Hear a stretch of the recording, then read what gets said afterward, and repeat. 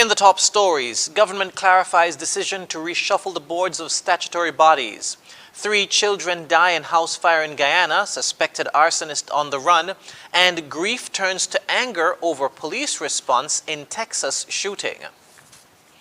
Hello and welcome to the ZIZ Midday newscast. Today is Friday, the 27th of May, 2022. I'm Jason Davis. Nationally, Minister responsible for Transport and Urban Development, the Honorable Wendy Phipps, has given further information regarding the reshuffling of the boards of the Urban Development Corporation and the St. Christopher Air and Seaport Authority.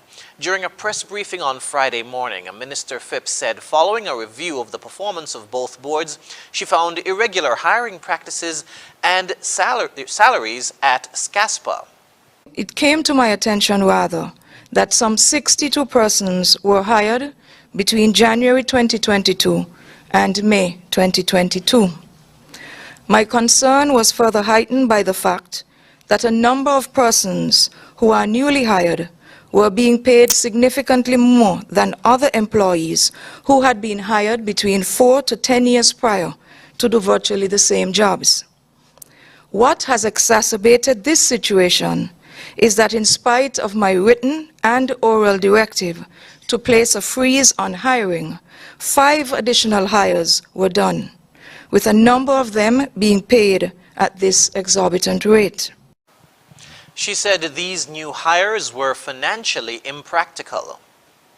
The net effect of this situation is that these 67 new hires create extra payroll burden to SCASPA of almost $2 million per year. This unfortunate situation comes at a time when SCASPA is illiquid and is unable to cover its expenses.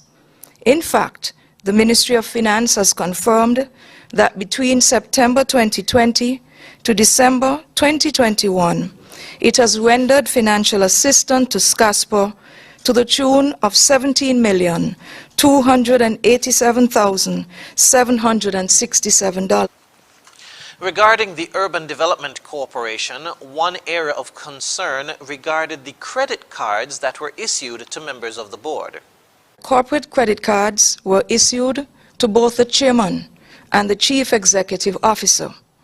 The credit limit on the card issued to the chairman is $26,250. while the one issued to the CEO carries a limit of $48,750. The minutes further state that the cards, quote, are to be used to make purchases on behalf of the corporation, unquote. It is unclear, what levels of control have been exercised over these expenditure that will be covered by the credit cards. It is also rather irregular for corporate purchases to be routinely paid by credit card. What is also of keen interest for our ministry is the fact that there is a great divide between the credit limit of these 2 UDC credit cards and the credit limit of the federal government's chief financial advisor, the financial secretary. Minister Phipps announced that following the board reshuffles, the new chairman of the SCASPA board is Gary De Silva, while Calvin Esdale is the new chairman of the board for UDC. She said a full list of board members will be issued in a subsequent publication. Premier of Nevis, the Honorable Mark Brantley, who is also Senior Minister of Health in the Nevis Island Administration, has announced plans to construct a new multi-purpose laboratory on the island. Speaking at his monthly press conference on Thursday, the Premier revealed that a 2-man team from the U.S. Southern Command visited Nevis on a Wednesday to review and assist the NIA in selecting an appropriate site for the construction of the proposed laboratory.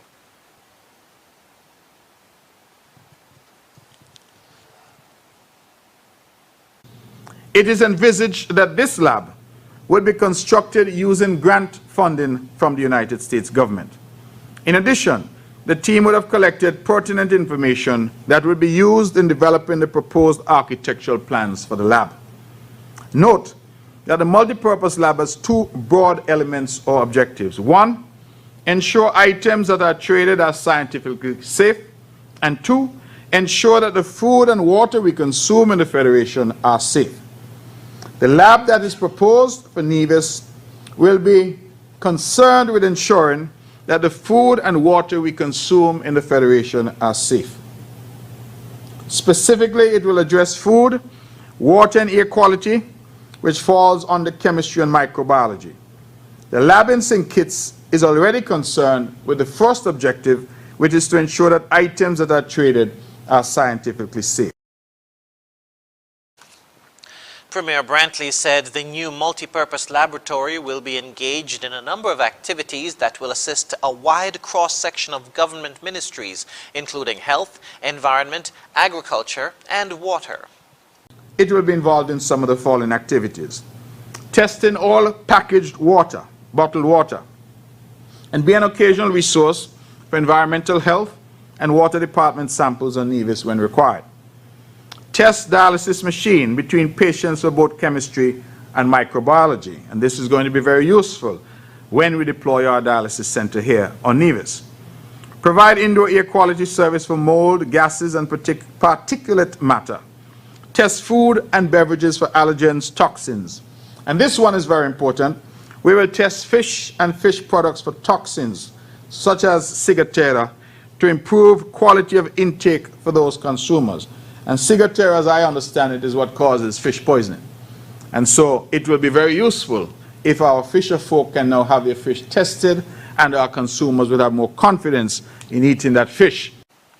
He also noted that the facility is expected to have an area dedicated to manage testing of biologicals such as COVID-19 and to store vaccines under low temperature.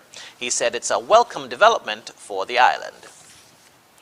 In other news, Park Hyatt St. Kitts hosted their first annual Colleague Health Fair on Wednesday, May 18, in what was described as an effort to look out for the well-being of its workers. According to a press release, as the tourism industry in the Federation continues to recover from the pandemic, the event served to remind employees of the benefits available to them at no additional cost. In attendance were the Ministry of Health of St. Kitts and Nevis with Lake Health and Wellbeing, Department of Labor, Nagico Insurance, Massa Assist, and Quartz Optical. The highlight for many colleagues was complimentary health checks by the Ministry of Health and eye examinations by Quartz Optical. Colleagues also benefited from information provided by the Department of Labor, Nagico Insurance, and Massa Assist. Waveney Henry, Director of Human Resources of Park Hyatt St. Kitts, credited resort nurse Jennifer Luard for her integral role in the organization and planning of the event. Moving now to news on the regional scene. In Guyana, a Wednesday night fire has claimed the lives of 3 children, and the police are looking for their suspect. Travis Chase has the details. He threatened me enough time I think I'm bandang me house, but me now he bandang the house with me chair and I'm flying. Why did he not put him out the house? 3 children, all under the age of 10, are dead after a fire engulfed their home on Wednesday night at Barnwell North, Mocha Arcadia, on the east bank of Demerara. Investigators are working on the theory that the fire had been maliciously set, and the police have issued a wanted bulletin for Junior Cedric Day, the boyfriend of the mother of the 3 children. A heartbroken Tracy Slew explained to reporters that she had received prior threats from Day that he would have killed her. I was in a relationship with an abusive boyfriend. I go to the station countless time to make report. This month I'm supposed to be recorded, and he tell me that anytime I go to court, it's gonna be the last day I ever see a police, and he can kill me. And enough night, I used to go there running because he used to want to put in knives to me. Slew said that she lived in fear and had even stopped going to work since the abusive boyfriend had even violated a restraining order. Asked me workplace. I explained to them that this guy tell me anytime he see me coming to work, he gonna bore me up, and so a time of police had to stop and collect me because he started chucking me up in tongues. I asked for a couple days off work just for don't get for CE. The charred remains of the children were late Thursday morning removed from the debris, while a manhunt has been launched for the suspect. because he get a restraining order for him not to come to me place. And last night he called me and I refused to answer the phone. I don't know why you would do such a thing to me, sir. Acting Fire Chief Gregory Wickham has informed the press that from all indications, the 3 children were home alone at the time of the fire. Wickham said that when the fire service was summoned to the scene, the deplorable state of the road prevented the fire service from effectively responding. Wickham said that when firefighters got to the scene, the one-flat wooden house was already engulfed, and it was only after the fire was put out investigators combed the scene and the charred remains of the children.